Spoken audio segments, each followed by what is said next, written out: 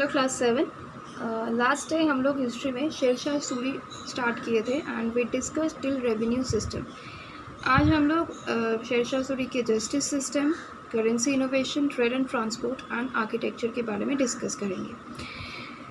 Justice system. Sher Shah succeeded in re-establishing the law and order in the empire. During his reign, all were equal before law. Severe punishments were awarded to criminals to deter people from the path of crime. Inability to nab criminals invited harsh punishment for village headmen and local chieftains. Civil cases were heard by the Amin or the Munsif. The Qazi dealt with the criminal cases.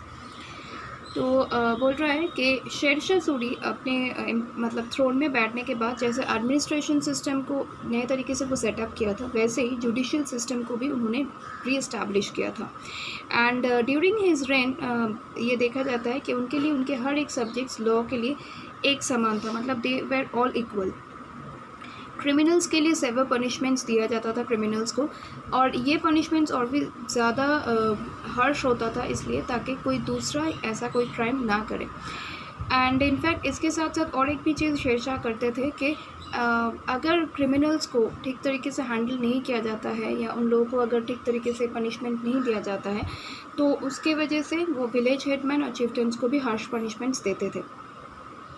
Normally आमीन और या मुंसिफ जिसको बोलते हैं वो लोग civil cases का judgement देते थे एंड काजी वो क्रिमिनल केसेस का जजमेंट देते थे। Next is currency innovation.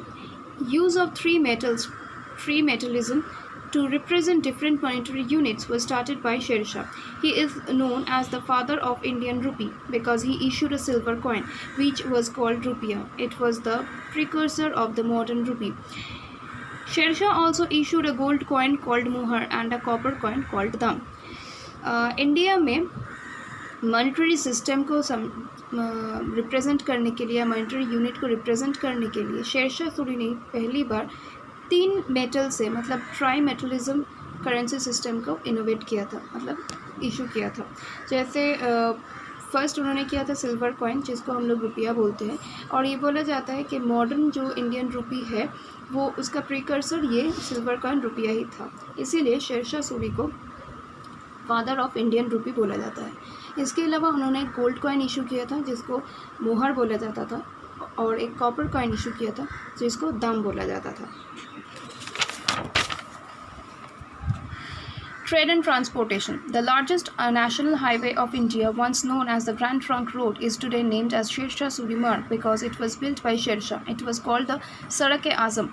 Sher Shah built this highway in 1542 AD to link his capital city Agra with his birthplace Sasaram. An extensive network of roads boosted trade, made travel comfortable, and facilitated the expansion of postal system or service. Sher Shah also built numerous sarais, rest houses along these roads for the convenience of travelers. They also served as dark chowkis from where horsemen carried royal mail to different parts of the country. तो क्या बोल रहा है कि शेर शाह सूरी उनके time पे trade and transportation बहुत जल्दी फ्लरिश हुआ था। ट्रांसपोर्टेशन सिस्टम को और भी ज़्यादा बेहतर करने के लिए Sher Shah Suri was the first man जिन्होंने एक बहुत मतलब नेशनल हाईवे बनाए थे, और जो नेशनल हाईवे आज हम लोग ग्रैंड ट्रंक रोड के नाम पे जानते हैं या इसको शेरशाह सूरी मार्ग भी बोला जाता था, ये शेरशाह सूरी ने बिल्ड किया था। ये एक्चुअली बिल्ड हुआ था फ्रॉम सोनारगांव बांग्लादेश से लेके स्टार्ट होके पाकिस्तान के लाहौर तक, प्रेजेंट है पाकिस्तान लाहौर जहाँ तक है वहाँ तक ये एक्सटेंडेड है। बेसिकली ये जो हाईवे था, ये हाईवे शेरशाह सूरी ने अपना कैपिटल सिटी आगरा से अपना बर्थ प्लेस सासाराम को जोड़ने के लिए बनवाए थे। सिर्फ इतना ही नहीं, वो और भी ज़्यादा रोड्स बनवाए थे ताकि जो ट्रांसपोर्टेशन नेटवर्क हो वो एफिशिएंटली काम करे। इसके साथ साथ पोस्टल सर्विसेज को भी उन्होंने बहुत अच्छे तरीके से एक्सपैंड किया। इसके अलावा उन्होंने रास्ते पे बहुत सारे रेस्ट हाउसेस बनाए ताकि वो ट्रैवलर्स या ट्रेडर्स को कोई परेशानी ना हो या वो लोग रेस्ट कर सके। एंड इसके साथ साथ ये जो रेस्ट हाउसेस था वो डाक चौकीज़ के ही काम करते थे, मतलब यहाँ पे बहुत सारे लेटर्स आते थे, रॉयल लेटर्स या मेल्स आते थे, फिर हॉर्समैन यहाँ से वो पूरा एम्पायर में उसको डिस्ट्रीब्यूट करते थे। Sher Shah charged only two duties from the traders. The first duty was levied on import of goods and the second was for selling the goods. New weights and measures were introduced. The zamindars and the village heads were asked to ensure the safety of traders in their areas. Trade flourish करने के लिए भी शेरशाह का contribution बहुत important है. शेरशाह अपने traders पे सिर्फ दो ड्यूटीज़ इम्पोज करते थे. एक था इंपोर्ट के लिए और दूसरा था गुड्स सेल करने के लिए. इसके अलावा उन्होंने न्यू वेट्स एंड मेजरमेंट्स भी इंट्रोड्यूस करवाए. And Sher Shah ensured the traders safety in during his reign in his empire through his zamindars and the village headmans. Next is architecture. Sher Shah renovated Humayun city, Dina Panah in Delhi and renamed it Shergarh.